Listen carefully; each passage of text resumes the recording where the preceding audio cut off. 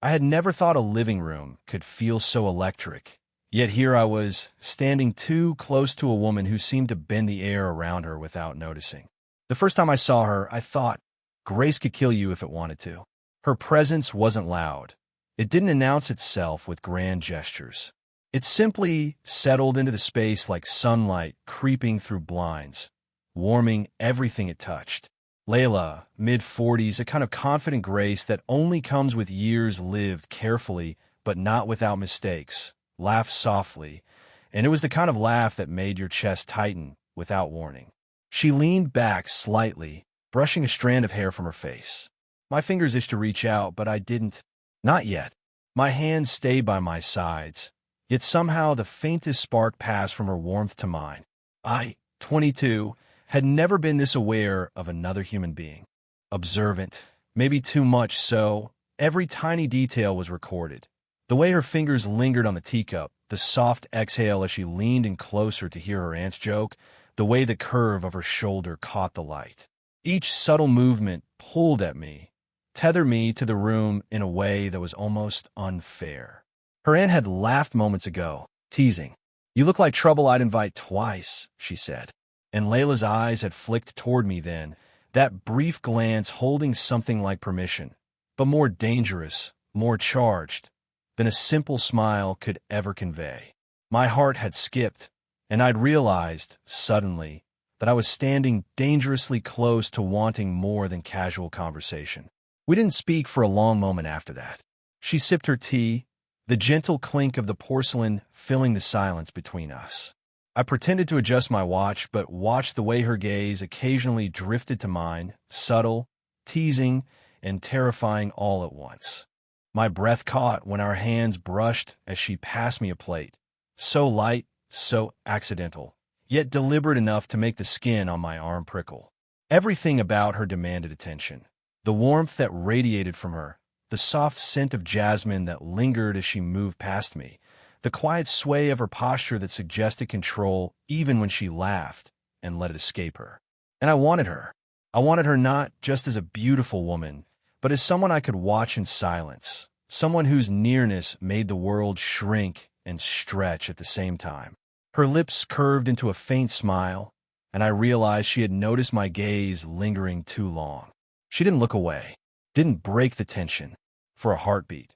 The room existed only in the spaces between our eye contact, in the brush of our hands, in a warmth that threatened to ignite under our careful restraint. Then, an unexpected interruption. The door creaked open, breaking the rhythm of the moment. We both jerked slightly, startled, yet in that split second our eyes met again, and something unspoken passed between us. Something fragile, something dangerous, something that made me aware of just how close I had come to letting the silence speak louder than any words ever could. I couldn't tell if it was courage or foolishness that made me step a fraction closer, but one thing was certain. I wasn't leaving that room without knowing where this tension could lead. And somehow, I knew she wouldn't either. Leila leaned against the doorway, arms folded loosely, a faint crease of thought on her forehead. I watched her in silence, trying not to betray how aware I was of every shift in her posture. She always carried herself like someone who had been both burned and careful, graceful yet wary. I never expected him to be this young, her aunt had murmured earlier, and though she laughed it off, I knew Leila heard it. That subtle flicker in her eyes, the way she pressed her lips together for a fraction too long, told me more than words ever could. There was caution there, a wall built over years of experiences she didn't want to relive. I, too, had reasons to be careful. My past relationships had been casual at best, leaving little space for emotional honesty. But Leila, there was a gravity to her that made pretense impossible. I caught myself noticing the soft curve of her neck when she tilted her head, the warmth of her hand when she reached for a teacup just slightly too close to mine. I had to remind myself to breathe. "You're quieter than I imagined," she said finally, voice smooth but tinged with something I couldn't name. Close enough that I could feel the faint brush of her shoulder against mine. My fingers twitched, itching to touch her in return, yet I stopped, pretending to straighten my sleeve. I guess I don't like talking too much when someone's interesting to watch, I said, and immediately cursed myself for sounding foolish. She didn't laugh. Not fully. Just a soft, knowing smile that hinted she understood more than I intended to show. The risk wasn't lost on either of us. Our age difference hung between us like an unspoken warning. People would notice. Opinions would form. And perhaps the most dangerous thing of all, we were both lonely in ways that made crossing boundaries easier than staying apart. Every glance, every accidental touch, drew us closer to something forbidden yet impossible to resist. She leaned a little nearer when passing me a glass of water, and for a heartbeat I smelled her jasmine again, warm and faint, and I wanted to reach out and hold that moment. I could feel her breath whisper against my ear as she murmured something about her aunt's old garden, too soft for anyone else to hear. My chest tightened. The air itself seemed to thrum between us. We paused, not deliberately, but because no words felt sufficient, because the electricity hovering between us demanded attention. Her eyes lingered on mine just long enough to make me forget everything else in the room. The clinking cups, her aunt's soft laughter, the distant hum of a car outside. And then her hand brushed against mine, just a fleeting touch, but it anchored something in both of us. A silent acknowledgement that we were aware, that we were already drawn in, even if neither of us admitted how far. For a moment, I dared to let the world shrink to the space between us, the warmth of her presence, the weight of what might come if either of us let go. And when we pulled back, her with a faint, almost imperceptible sigh, me with my pulse hammering, I knew that line had been crossed, quietly, irreversibly. The room was quiet, but not empty. Every sound felt magnified. The soft hum of the refrigerator, the scrape of her chair against the floor, the almost inaudible thrum of my pulse in my ears. Leila's presence pressed against me, subtle but undeniable, and I kept finding excuses to be just a fraction closer than I should. Her hand brushed mine again as she reached for a book on the low shelf. Neither of us flinched this time. We lingered in that touch, fingers grazing, electricity humming through the brief contact. I wanted to say something, anything, but my throat was dry, words lodged somewhere between desire and fear. And then the door creaked. Her cousin's voice drifted from the hallway. "Leila, are you in here?" She stiffened slightly, but only just. Her eyes flicked toward mine, a silent plea in the depth of her gaze. I swallowed, forcing a casual cough. The moment stretched unbearably, but we didn't move. Not until the footsteps faded. Then, we both exhaled, small and simultaneous, as if the room itself had held its breath with us. I think she's gone," I said, trying to keep my voice steady, but it came out a little rough. Her lips curved faintly, a mixture of relief and something more dangerous, something unspoken. She stepped closer under the guise of picking up another book, and our shoulders brushed. My heart hammered. I could feel her warmth so clearly, the subtle scent of her perfume curling into my senses, drawing me in. People might, she murmured, eyes averted, fingers brushing the spine of the book, but not yet letting go of the heat between us. I didn't answer. Words would ruin this fragile tension. Instead, I let my gaze linger on hers, just long enough for her to catch it, just long enough for both of us to understand the gravity of what we were tempting ourselves with. A flicker of hesitation passed across her face, but then she leaned in slightly, just enough that I could feel her breath brush against my cheek. My fingers itched to reach for her, to close the space between us, but I didn't. We were teetering on a precipice, aware that one wrong move could shatter what little restraint we had left. I imagined, just for a heartbeat, what it would feel like if I let go.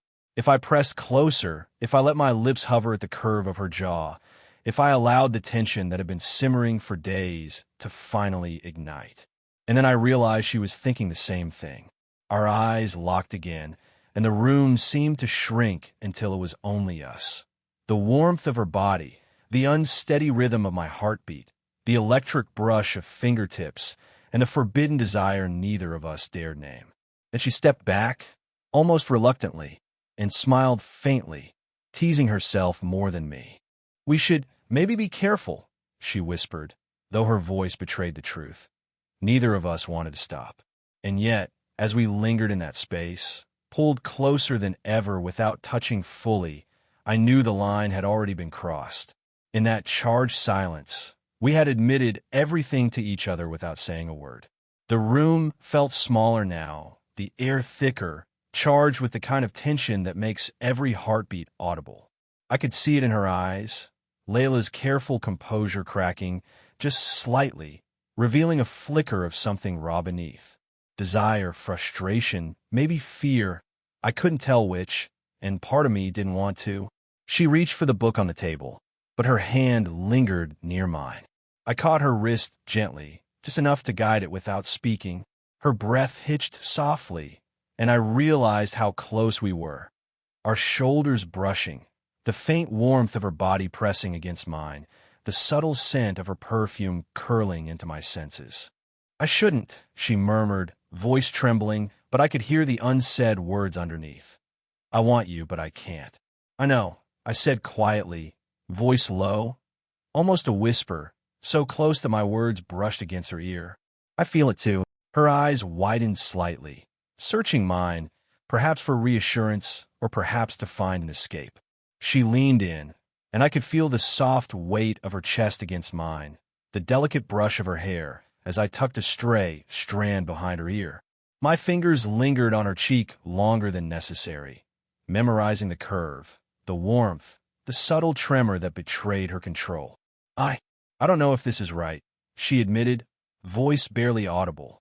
Her lips parted slightly, a breath escaping that made my own pulse hammer in response.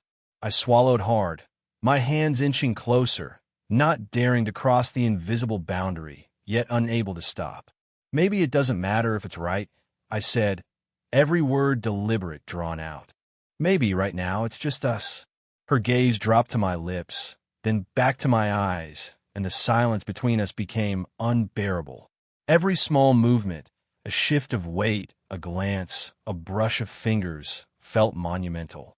The air hummed, pregnant with the promise of what could happen if either of us let go. She took a step closer, almost instinctively, and I felt her warmth engulf me, making it impossible to think beyond the moment. My hand hovered near her jawline, ready to tilt her face toward mine. Her lips parted slightly, a breath escaping that drew me in closer, closer, until the world outside this room ceased to exist. And then, her phone buzzed on the table. Her eyes flicked to it, and we both jumped slightly, the spell broken. The tension didn't dissipate.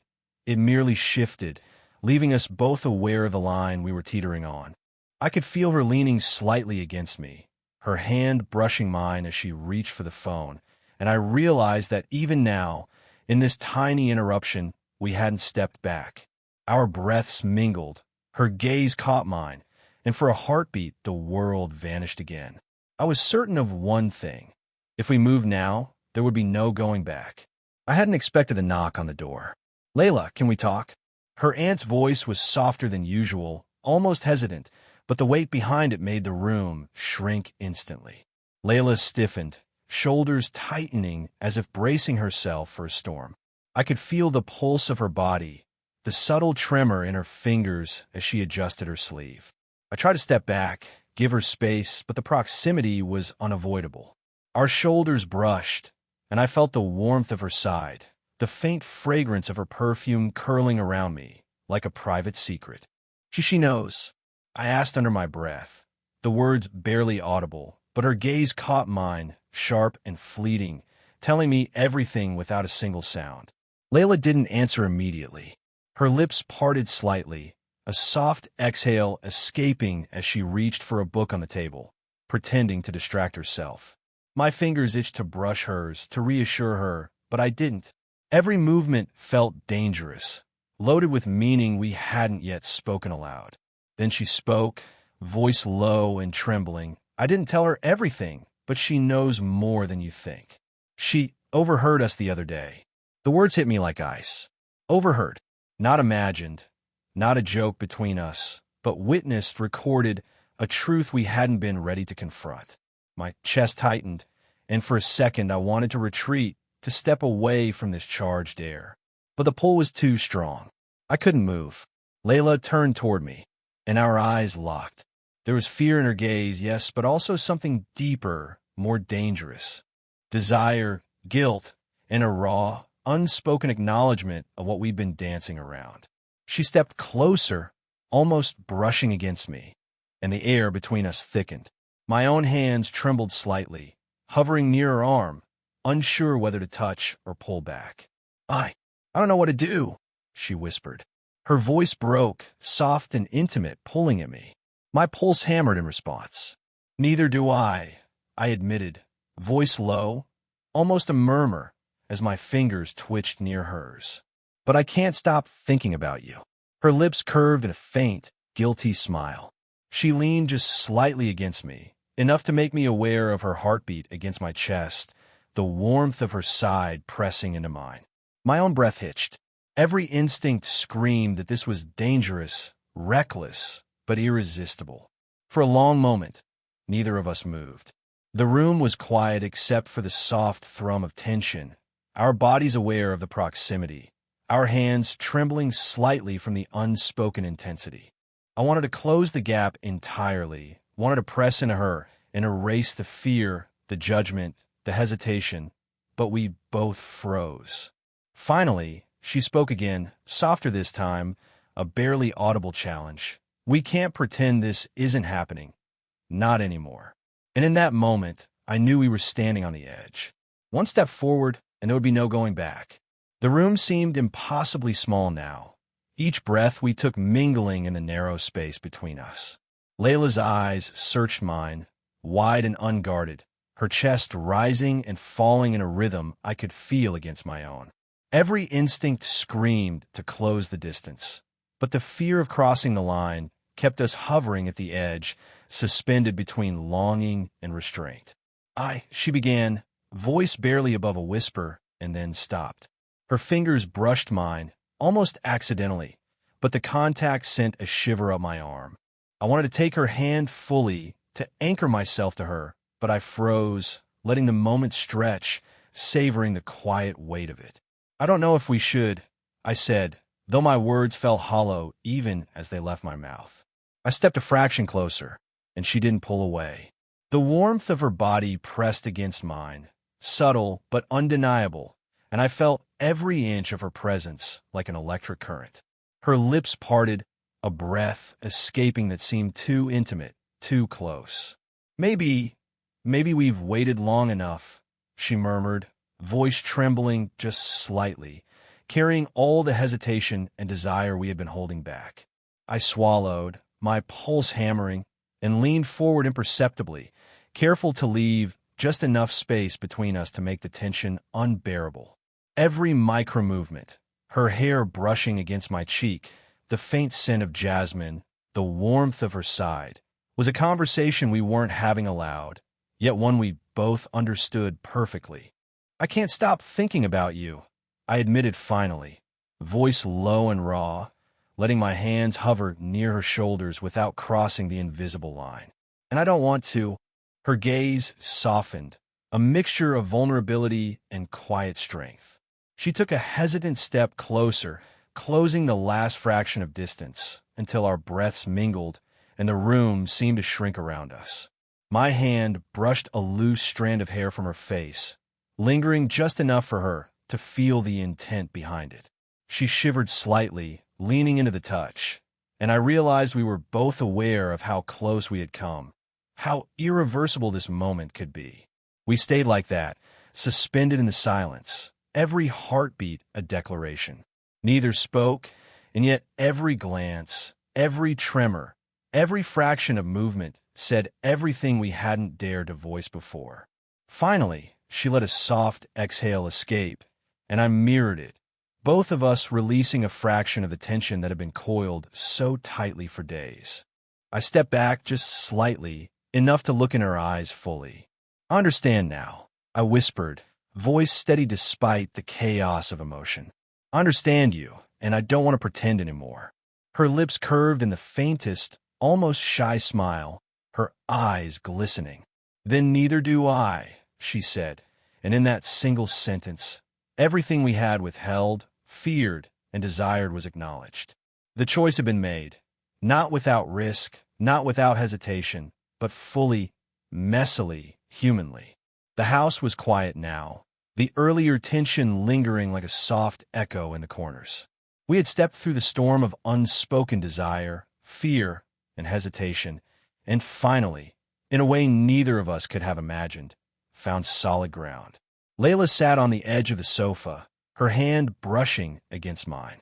I slid my fingers into hers, tentative at first, and then with a certainty that came from days of longing and near misses. The warmth of her palm pressed into mine, grounding me, making everything feel right. "You know," she said softly, her head tilting just enough for me to catch the light in her eyes, "I was afraid. Afraid of what people would think. Afraid of this." She gestured vaguely between us, a laugh escaping her lips, small but full of relief. I shook my head, smiling despite the lingering shiver of tension. "We can't control what others think. We can only be this," I said, squeezing her hand gently. She leaned against me then, shoulder to shoulder, and I felt her breath brush against my neck. The intimacy wasn't rushed or forced. It was deliberate, messy, human. I rested my forehead against hers, closing my eyes for a moment and letting the quiet settle over us. Every fear, every hesitation, every ounce of longing that had built over days of stolen glances and near confessions seemed to melt away in that simple, shared warmth. "I never thought I'd feel this," she murmured, voice barely audible, and I could feel the tremor in her hand, the subtle shift of her body, leaning closer. "Neither did I admitted, tilting my head so our foreheads pressed together fully. "But I'm glad we did." We sat like that for a while, fingers intertwined, shoulders brushing, hearts still hammering in unison. No words were necessary anymore. Every small touch, her hand sliding against mine, my thumb tracing her knuckles, the way she rested her head lightly against my chest, spoke louder than any confession ever could. Finally, she pulled back just enough to look at me fully, a smile tugging at the corners of her lips. "So, we're really doing this?" I grinned, leaning in to brush my lips lightly against her forehead, a soft promise. "Yes, this, us, no pretending." She laughed softly, the sound warm and real, and nestled closer, resting her head against my shoulder. For the first time in a long while, everything felt simple, natural, and ours. Age, judgment, hesitation, it all faded into the background, leaving only the two of us together at last. The quiet stretched comfortably, a shared understanding settling over us like a soft blanket. And in that moment, I knew we had crossed a threshold, not just into a relationship, but into something intimate, messy, and unbreakably human. And as we sat there side by side, hand in hand, I whispered lightly, "We made it." She pressed her hand to mine, smiling, and the world outside no longer mattered.